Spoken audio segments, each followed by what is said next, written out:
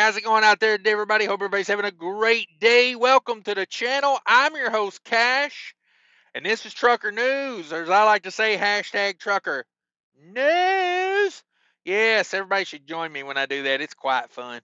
I got some news stories I'm going to read to you today. I'm an illiterate truck driver, and this is the news that I think you should know, so I'm going to try my best to read it to you.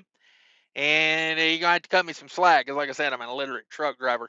A Ford semi-truck chain reaction crash has been reported in Illinois on I-70. Truck driver dies of hypothermia after ingesting meth, according to the death certificate. A man in Texas has been sentenced to 50 years for diesel fuel theft.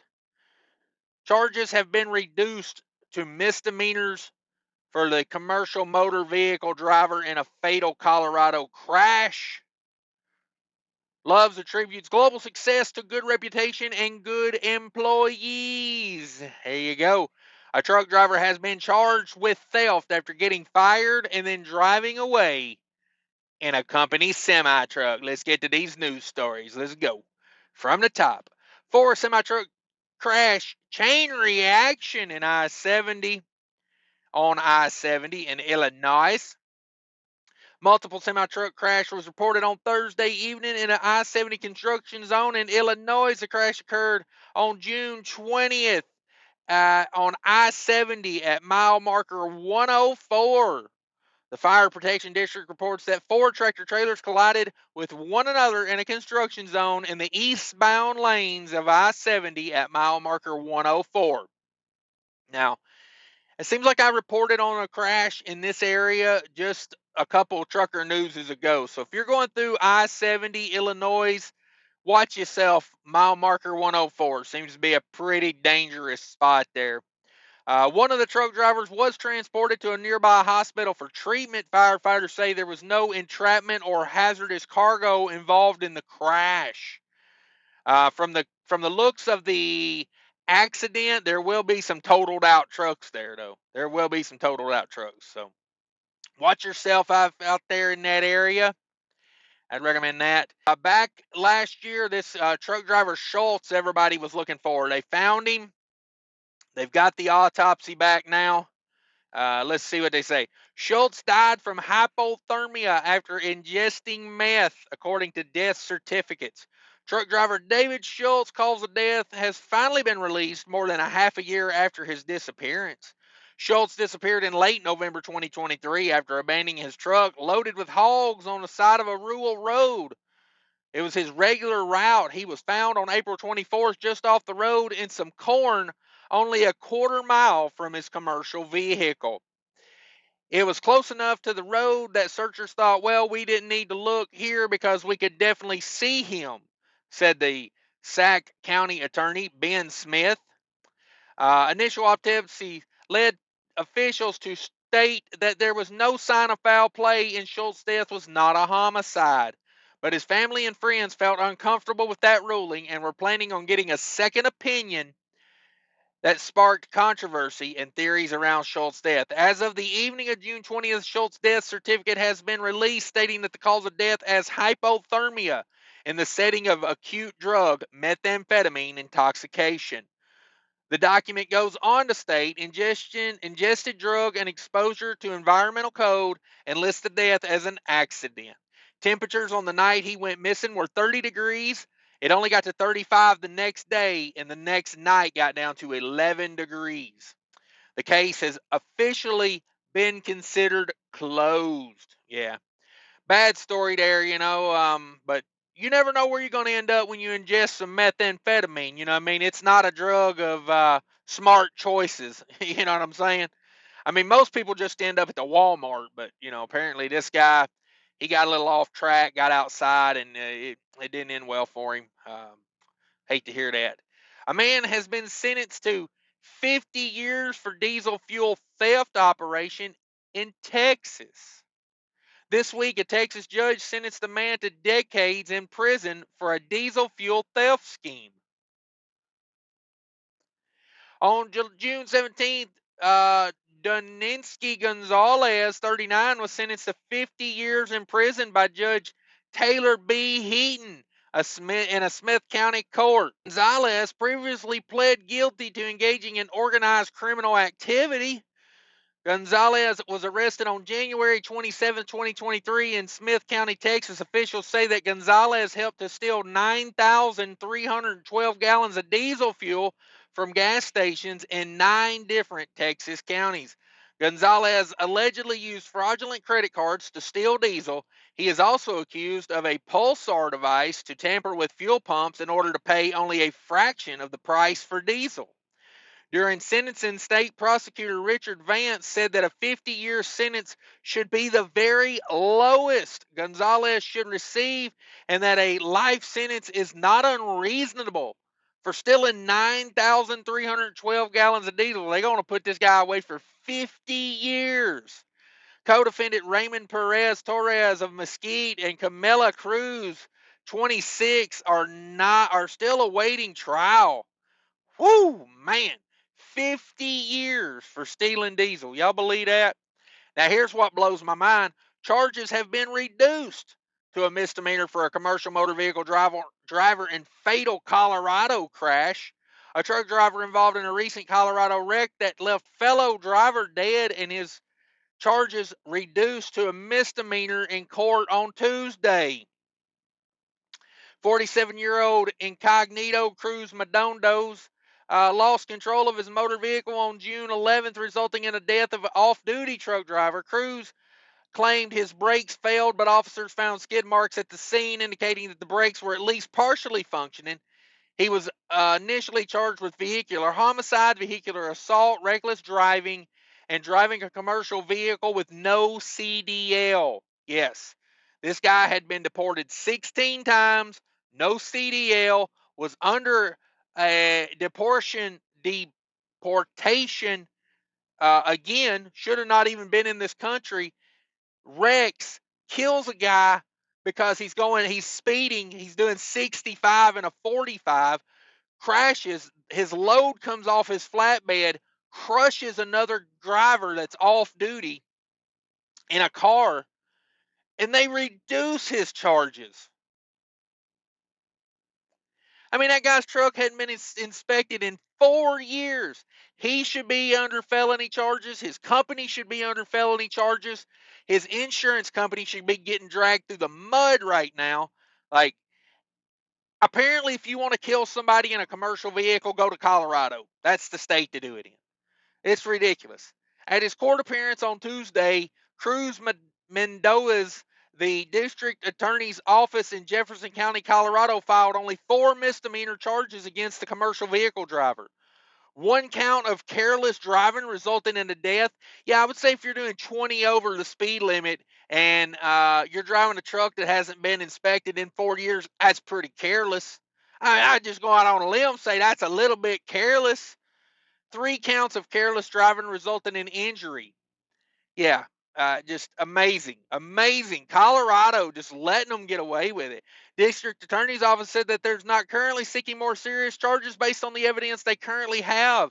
It is possible that prosecutors could file more charges once the Colorado State Patrol finishes its investigation of the accident. Oh, I hope they up that. I mean, come on, people. We've got to hold people accountable for this crap. I mean, it's like deja vu in Colorado. You had that crash a couple years ago where the guy, lost his brakes going down a mountain and he dodged the runaway truck ramp. They sentenced him to 100 years for killing people, and then they come back and reduce his sentence. Same thing with this guy. You kill somebody in Colorado, just do it with a truck. I mean, like, you know what I mean? If you need somebody off, I'm thinking about moving to Colorado and becoming a hitman. Just use my truck. Hell, get my sentences reduced to misdemeanors. No habla español. That's what I'll be screaming.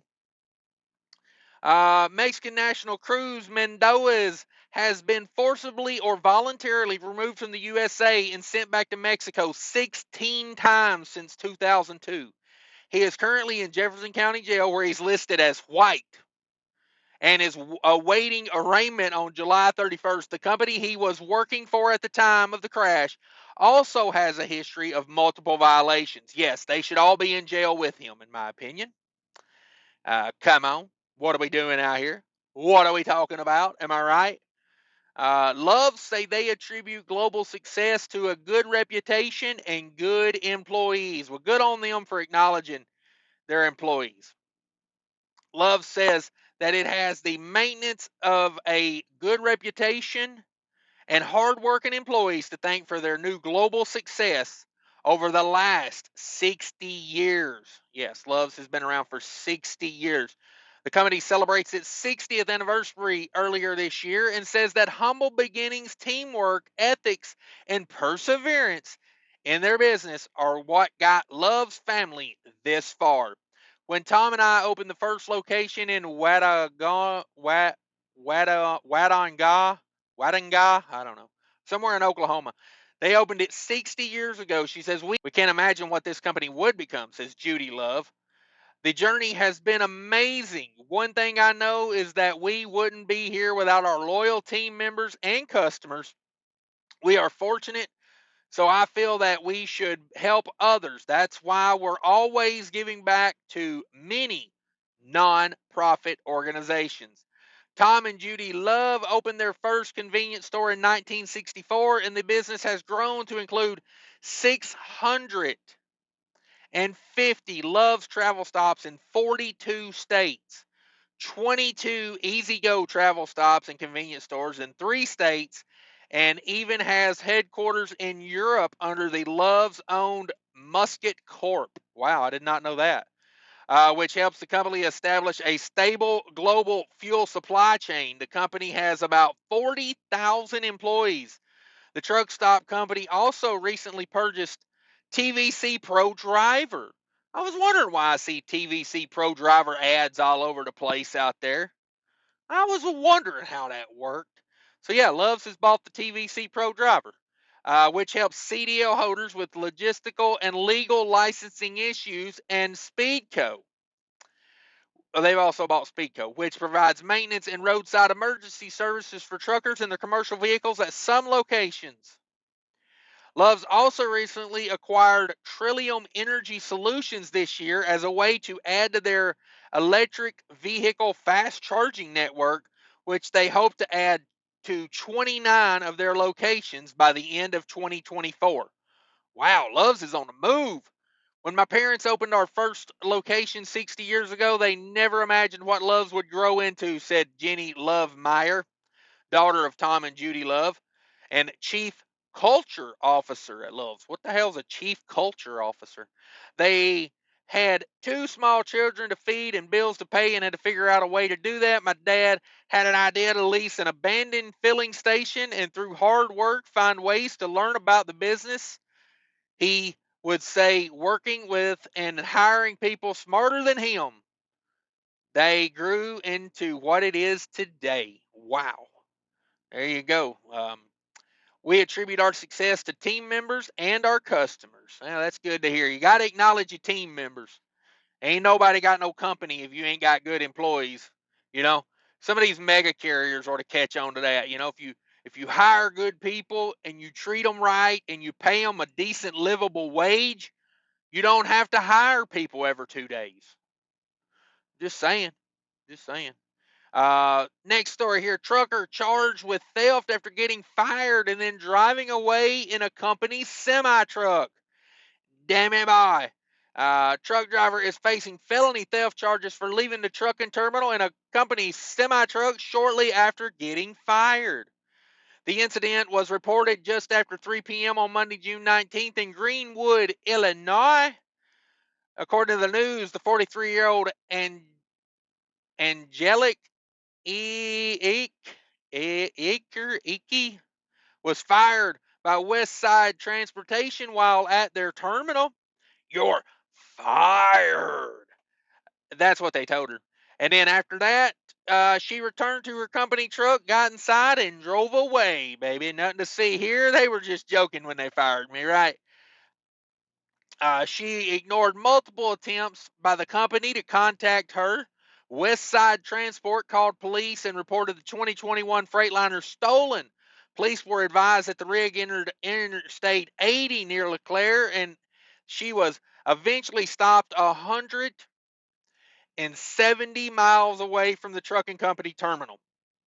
She was arrested but eventually released on her own recognizance. A preliminary hearing has been set for July 5th in Scott County Court.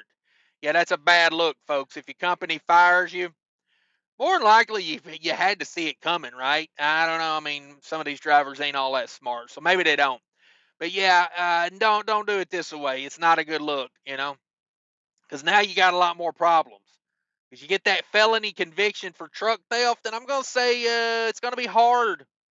It's gonna be hard to get hired on somewhere now. There's probably a YouTuber out there right now that's got a Swift referral code that he can get you on at Swift, but it ain't gonna be easy. I'm just saying. But that's it, everybody. Thanks for watching Trucker News. Be sure to smash the like button for me if you would. Become a subscriber. Take care of each other out there. And remember, people are more important than trucking. Quick, I just want to remind everybody about the Mudflap app. If you're not using Mudflap, check it out, download it. It should be part of your fueling program. It's a free app. Go download it from the Apple or Android store. You sign up using credit card or bank account. No credit checks, nothing like that. No fuel card needed. Get yourself huge discounts on fuel. I buy about half of my fuel through it right now. It's an amazing free app. It's 100% legit. Sign up using my promo code there, and I'll get $10 in free fuel. You'll get $10 in free fuel. Thanks, everybody. Have a great day.